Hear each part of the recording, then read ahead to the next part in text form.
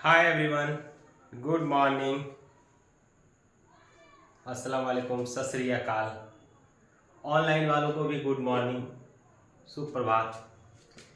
तो पिछले क्लास में मैंने आप लोगों को गुलाम वंश के बारे में बताया था। हम लोगों ने जाना था गुलाम वंश के सबसे पहले शासक के बारे में, कुतुबुद्दीन ऐबक, जिनका नाम कुतुबुद्दीन ऐबक था। आप लोगों ने पढ़ा था ना कुतुबुद्दीन ऐबक के बारे में। चलिए आप खड़े हो जाइए, तो एक टोपी वाला बताइए कुतुबुद्दीन ऐबक का जन्म कब हुआ था। चलो ठीक है, बैठ जाओ। आप बताओ जी, कुतुबुद्दीन ऐबक किसका गुलाम था?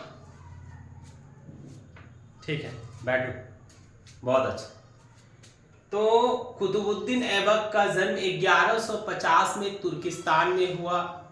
वह मोहम्मद गौरी का गुलाम था और 1236 में पोलो खेलते समय घोड़े के कूच देने के कारण उसकी क्या हो गई, मृत्यु हो गई। तो इन सब के बारे में आपने जाना। उसने लाहौर से शासन किया था, लाहौर में ही उसकी मृत्यु हुई और लाहौर में ही उसे दफनाया गया। अब आगे हम लोग जानते हैं कि कुतुबुद्दीन ऐबक के बाद दिल्ली सल्तनत का शासक कौन हुआ।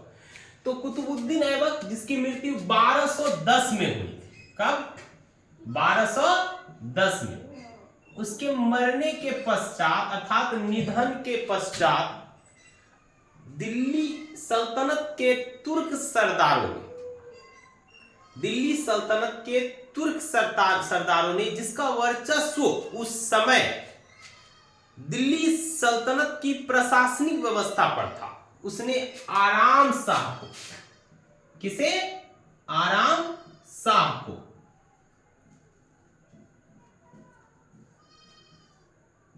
दिल्ली सल्तनत की गद्दी पर बैठाया।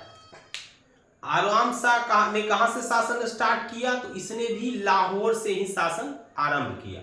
बहुत से इतिहासकार ऐसा मानते हैं कि आराम शाह जो है कुतुबुद्दीन ऐबक का पुत्र था, किंतु अधिकांश इतिहासकारों का ऐसा मानना है कि कुतुबुद्दीन ऐबक का कोई पुत्र था ही नहीं, बल्कि उसकी मात्र 3 पुत्रियां थी। कितनी पुत्रियां थी? 3। तुम क्यों सो रहे हो? नींद आ रहा क्लास में? तू आराम सा से है लग रहा बिल्कुल।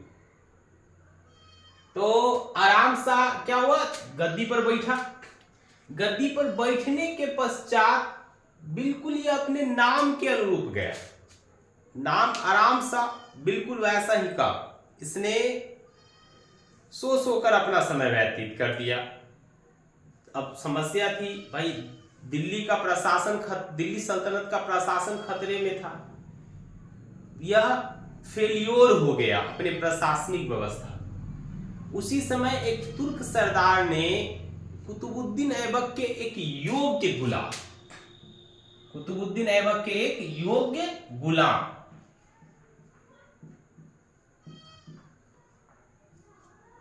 इल्तुतमिश को, किसे? इल्तुतमिश को दिल्ली सल्तनत पर आक्रमण करने का न्योता भेजा। दिल्ली सल्तनत पर क्या करने का न्योता भेजा? आक्रमण करने का न्योता भेजा। जिसने न्योता भेजा था ना, इनवाइट किया था, किसको? इल्तुतमिश को। उसका नाम था अली इस्माइल।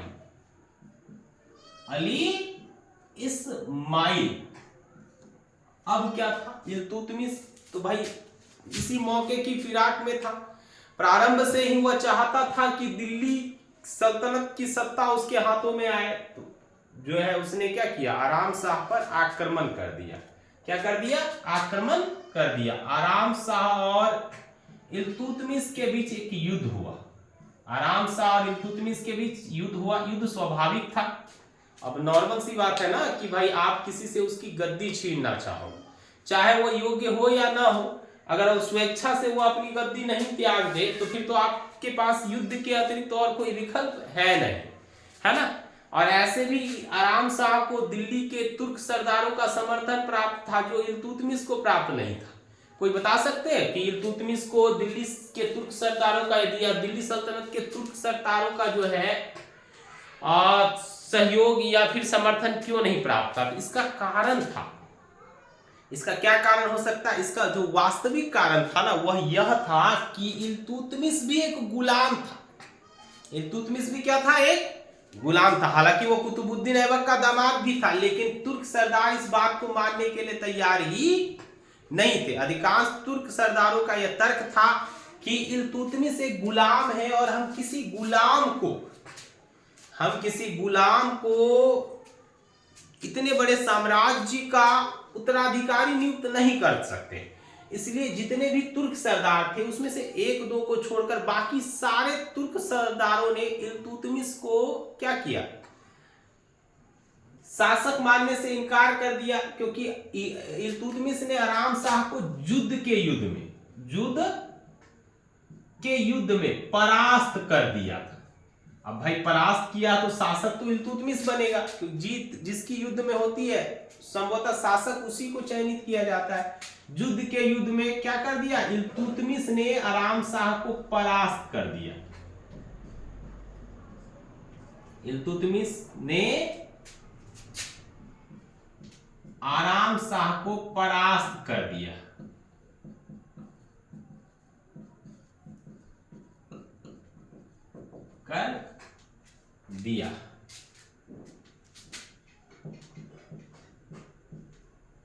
आराम शाह को क्या कर दिया? परास्त कर दिया। चलिए अब इसके पूर्व हम लोग इल्तुतमिश के वास्तविक जीवन के बारे में कुछ जान लेते हैं। क्या हुआ जी? ध्यान दो। तो किसके बारे में जान लेते हैं? इल्तुतमिश के वास्तविक जीवन के बारे में। किसके बारे में जानना है तुम्हें? मनीष कश्यप। कौन सी करेगा जान के मनीष कश्यप के बारे में? भाई मनीष कश्यप जी जो है, चल पहले पढ़ा लेते हैं कुछ, तब फिर मैं अच्छे से तुम्हें उसके बारे में बताता हूं। ठीक, चलिए। तो युद्ध में इल्तुतमिश ने आराम शाह को परास्त कर दिया। अब परास्त किया भाई तो नॉर्मल सी बात है कि दिल्ली सल्तनत की सत्ता किसके हाथों में जाएगी? इल्तुतमिश। लेकिन हमें सबसे पहले इल्तुतमिश के वास्तविक जीवन के बारे में कुछ जानना है। चलिए सर्वप्रथम हम इनके बचपन के बारे में जान लेते हैं, है ना? इसके बारे में, बचपन के बारे में। इल्तुतमिश का जो बचपन है ना वो बहुत ज्यादा दुखों में व्यतीत हुआ। दुखों में कैसे व्यतीत हुआ? चलिए इसके बारे में जानते हैं। क्योंकि जब इल्तुतमिश जो है ये 4 भाई, कितने भाई? 4 भाई। और चारों भाई में ये सबसे छोटा था, जिसके कारण माता पिता और परिवार का ये सबसे लाडला था। इस लाडलेपन की वजह से इसके भाई इससे बहुत ज्यादा चिढ़ते थे। और इल्तुतमिश बचपन से ही बिल्कुल स्मार्ट था, तो उसकी जो है प्रशंसा या उसके प्रति माता पिता के लगाव के कारण उसके बाकी भाई उससे चिढ़ते थे। और इसी के कारण उसके भाइयों ने उसे ले जाकर एक मेले में बेच दिया। मेले में क्या कर दिया? एक व्यापारी के पास बेच दिया। व्यापारी के हाथों क्या कर दिया? बेच दिया। उस व्यापारी से हाजी नामक एक व्यापारी ने इसे खरीदा। किसने खरीदा? हाजी नामक व्यापारी। हाजी नामक व्यापारी ने इल्तुतमिश को खरीदा और उसके पश्चात उसने उसे जमालुद्दीन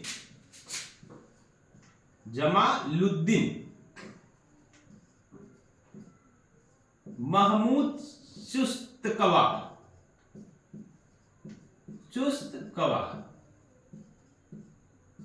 के हाथों बेच दिया।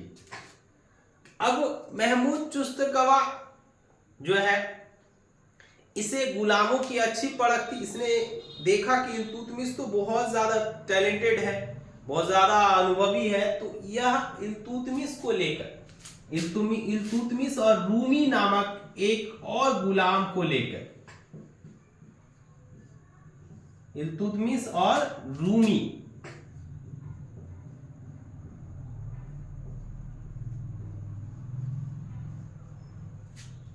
नामक गुलाम को लेकर गौर प्रदेश गया। गौर प्रदेश किसके पास गया? मोहम्मद गौरी के पास गया। मोहम्मद गौरी के पास गया। अब मोहम्मद गौरी के पास ये क्यों गया होगा? मोहम्मद गौरी को ढोलक बजाने वाले लोगों की जरूरत थी ना भाई। मोहम्मद गौरी के पास यह गया कि मोहम्मद गौरी इसे देखकर, है ना, इसकी योग्यता को देखकर मुझे जो है बहुत बड़ी रकम दे। लेकिन ऐसा हुआ नहीं। हालांकि मोहम्मद गौरी ने इल्तुतमिश के अनुभव को, इल्तुतमिश की योग्यता को पहचान लिया था और उसने इल्तुतमिश और रूमी दोनों के लिए चुस्तकवा को 1000 स्वर्ण मुद्राएं देने की बात करी। 1000 स्वर्ण मुद्राएं।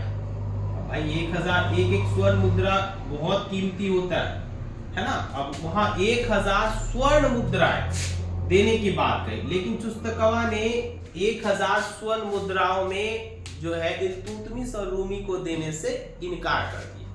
अब इनकार, राजा को भाई आप इनकार करोगे तो उसका परिणाम पता है ना क्या होगा, है ना। राजा को इनकार करने के पश्चात क्या होगा जी?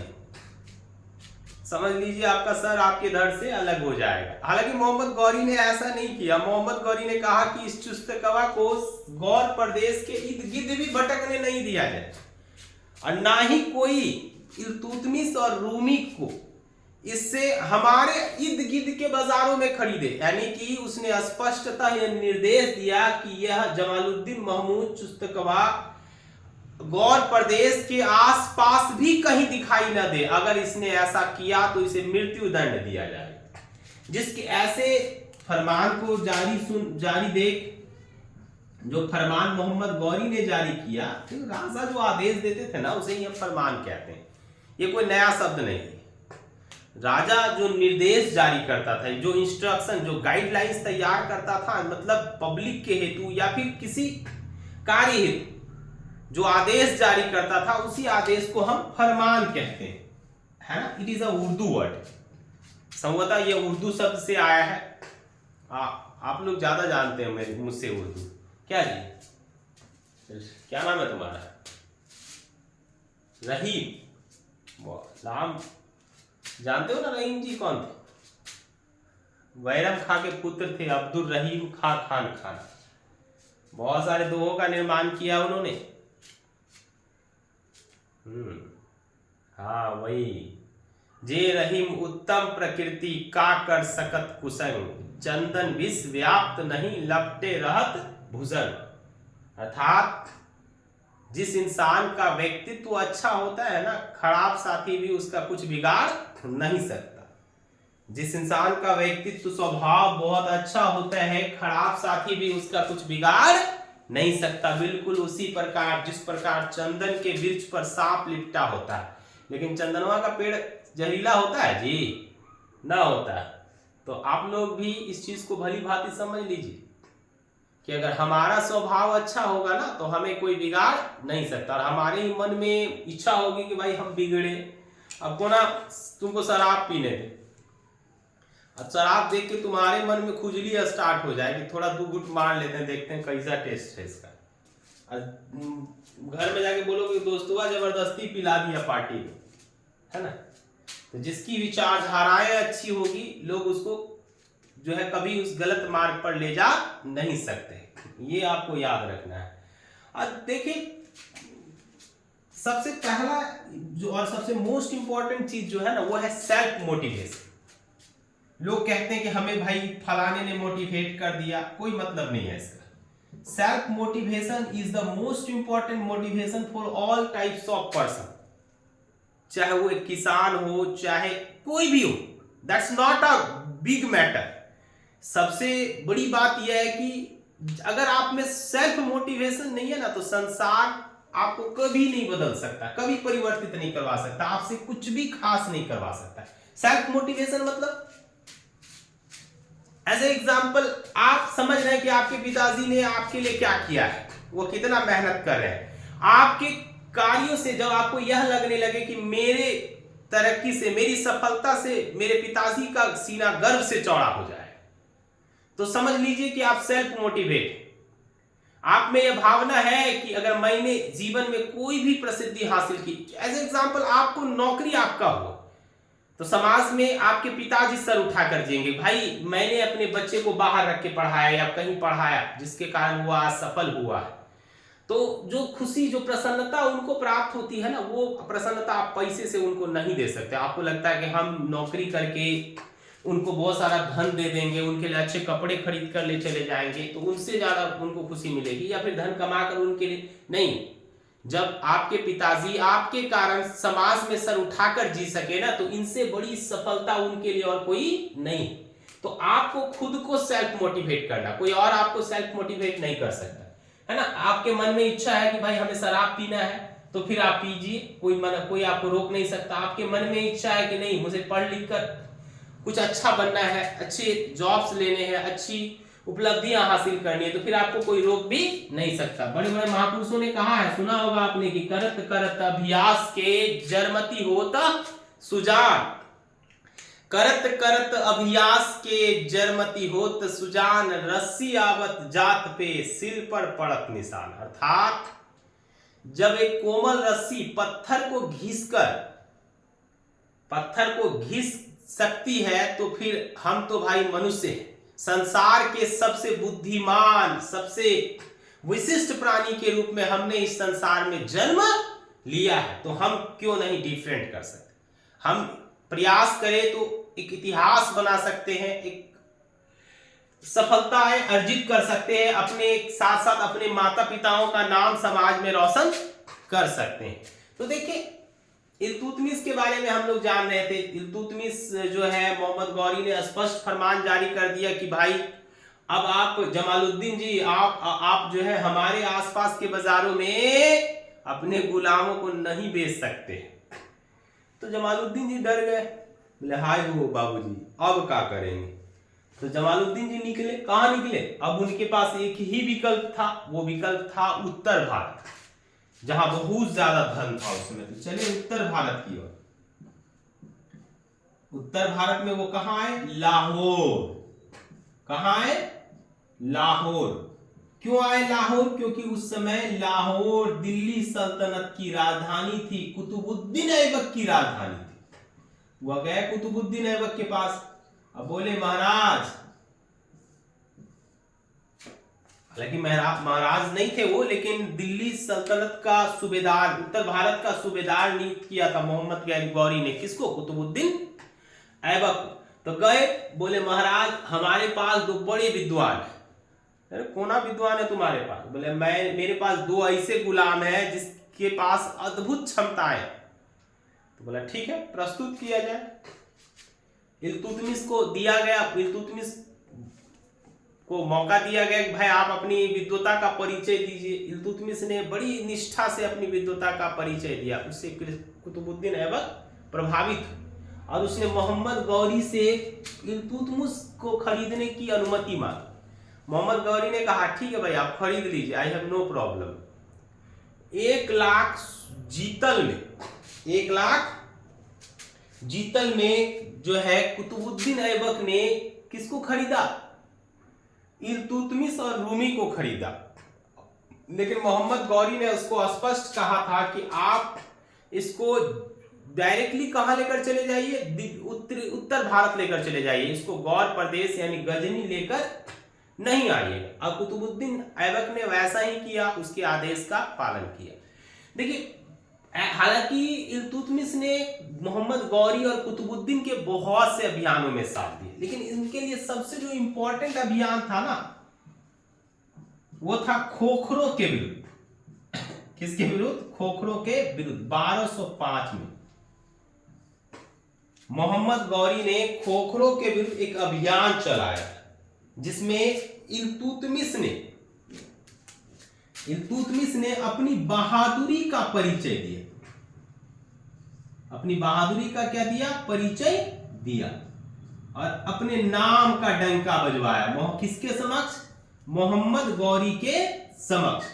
इससे प्रसन्न होकर, इसकी बहादुरी से प्रसन्न होकर मोहम्मद गौरी ने कि कुतुबुद्दीन ऐबक को यह आदेश दिया कि आप इसको अपने गुलामी की दास्ता से क्या कर दीजिए, आजाद कर दीजिए। देखिए उस समय जो गुलाम लोग होते थे ना, अगर उसको आजाद किया जाता था तो एक गुलामी की दास्ता से मुक्त एक पत्र तैयार करके प्रदान किया जाता था कि आज के दिन से हम अपने इस सेवक को क्या करते हैं, स्वतंत्र करते हैं। अब यह एक स्वतंत्र पुरुष है, यह स्वतंत्र व्यक्ति है और आज से यह स्वतंत्र व्यक्ति की तरह क्या करेगा, जीवन यापन करेगा। 1205 में जो है उसको क्या कर दिया गया, आजाद कर दिया गया, गुलामी की दास्ता से आजाद कर दिया गया। अब इसके गुलामी की दास्ता से आजाद करने के पश्चात कुतुबुद्दीन ऐबक ने उसे अमीर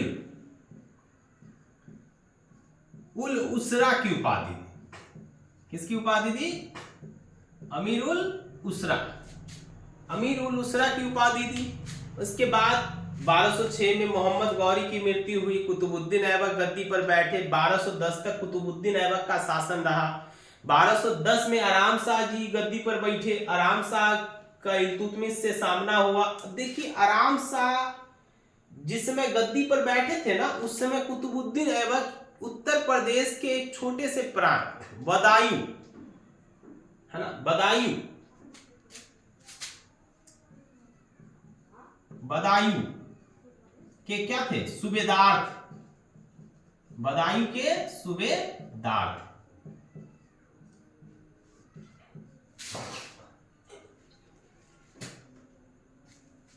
क्या थे, बदायूं के सूबेदार थे। कुतुबुद्दीन ऐबक ने इनको बदायूं का सूबेदार नियुक्त किया था। तो अब ये चले अली इस्माइल के आगरा पर निकले। कहां, इन्होंने लाहौर की ओर कूच किया। आराम शाह से युद्ध में जो है भिड़त हुई और उसके पश्चात जीतकर इसने दिल्ली की गद्दी पर क्या कर लिया, अधिकार कर लिया। अब इनका सामना तुर्क सरदारों से हो।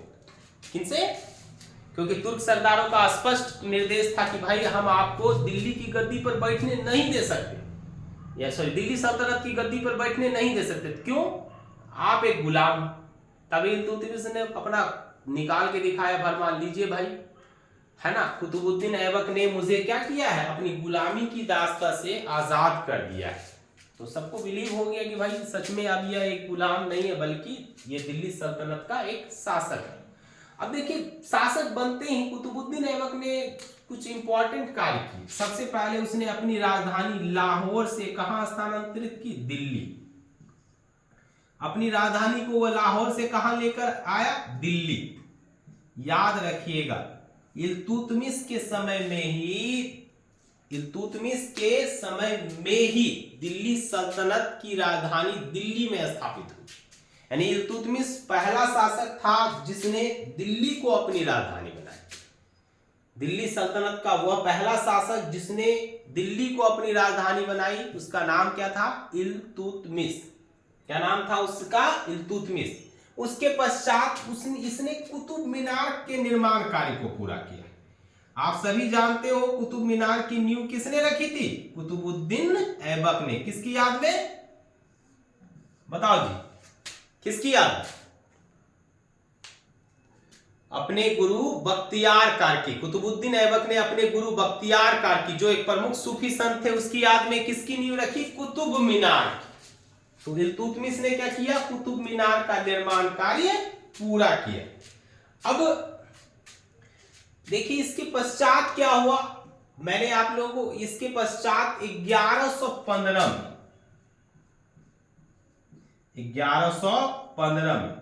तराइन के मैदान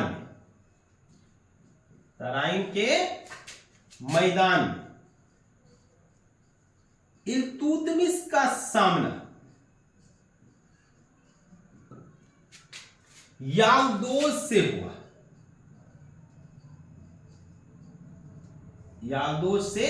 हुआ। कोई बताओगे ये तराइन कहां है? आप सभी जानते हो तराइन का पहला युद्ध मोहम्मद गौरी और पृथ्वीराज चौहान के बीच 1191 में हुआ था, जिसमें पृथ्वीराज चौहान विजयी हुए थे। 1192 में तराइन का दूसरा युद्ध मोहम्मद गौरी और पृथ्वीराज चौहान के बीच ही हुआ, लेकिन इस युद्ध में मोहम्मद गौरी विजयी हुए।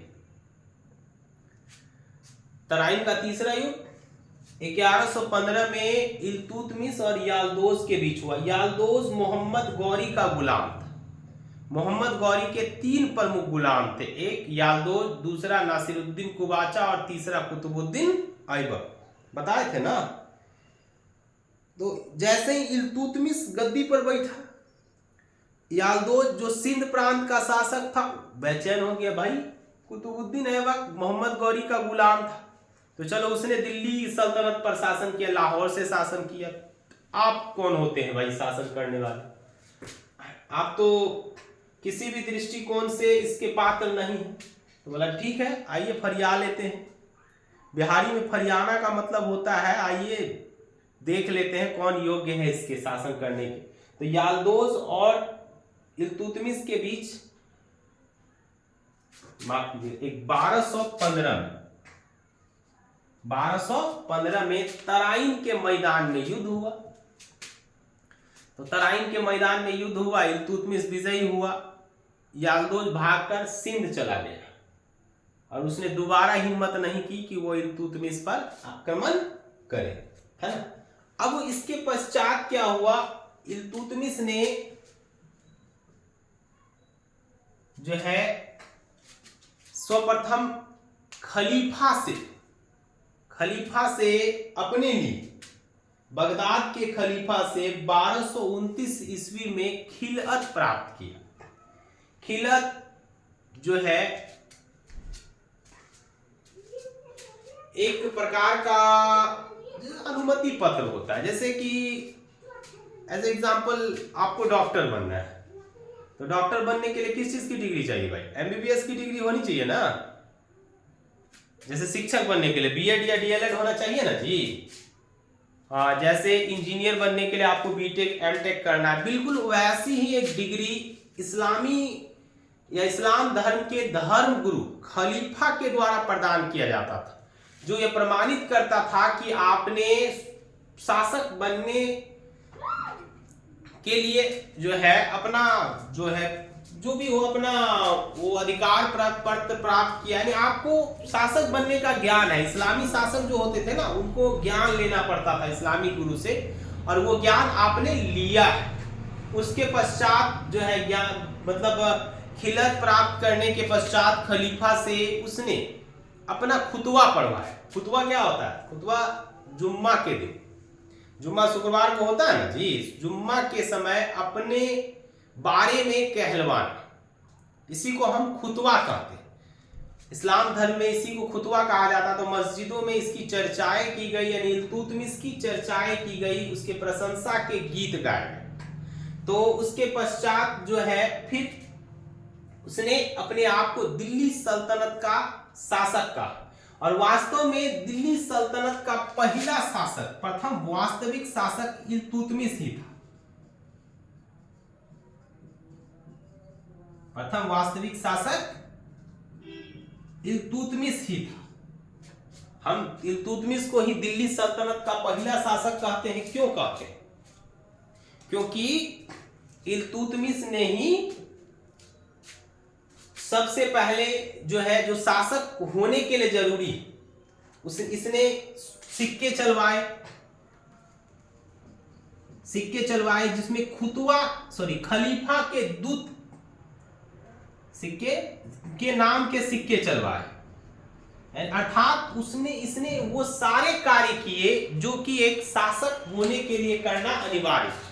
इसलिए इल्तुतमिश को हम दिल्ली सल्तनत का वास्तविक शासक कहते हैं। ये सारे पॉइंट्स आपको कमांड रखने हैं, ये याद रखना है ना। देखिए उसके बाद क्या है, 1231 में इसने कालिंजर और जो है ग्वालियर पर अधिकार किया। 1231 में कालिंजर और ग्वालियर भी जो है इसके अधीन आ गया। इसके पश्चात फिर जो है ये खोखड़ों के लिए मतलब जो है खोखड़ों को चुनौती देने के लिए आगे बढ़े। कब? 1236 में। 1236 में ये खोखड़ों से संघर्ष करने के लिए, इनके अस्तित्व को मिटाने के लिए जा रहे थे। खोखड़ एक जाति होता है बहु, जाति होता है, जाति जैसे जाट कैसे एक जाति है, वैसे ये भी एक जाति होता है। अहीर, अहिर किसको, यादव जी को बोलते हैं ना, हाँ तेजस्वी यादव। तो अभी बता रहे थे वो, आपने एक सवाल किया था, चलिए बच्चे ने सवाल किया है कि सर मनीष कश्यप कौन है, एक यूट्यूबर है या फिर एक पत्रकार है।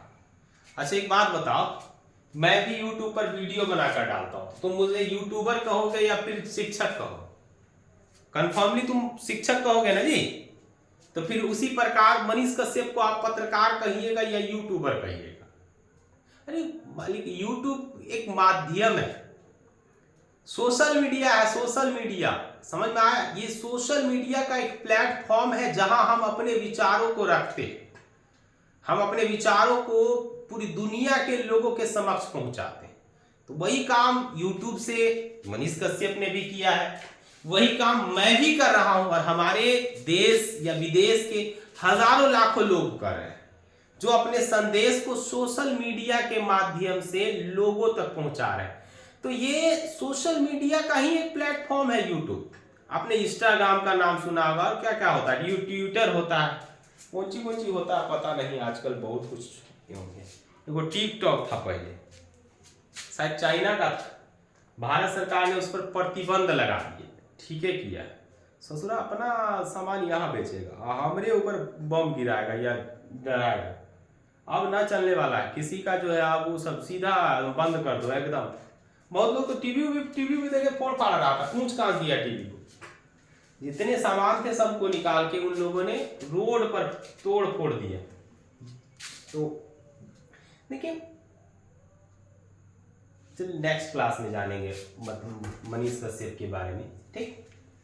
फिलहाल तो खोखड़ों के विरुद्ध अभियान में मार्ग में बेचारा युद्ध करने जा रहा था, मार्ग में ही बीमार पड़ा। क्या पड़ा? बीमार पड़ा, और 30 अप्रैल 1536 को, 30 अप्रैल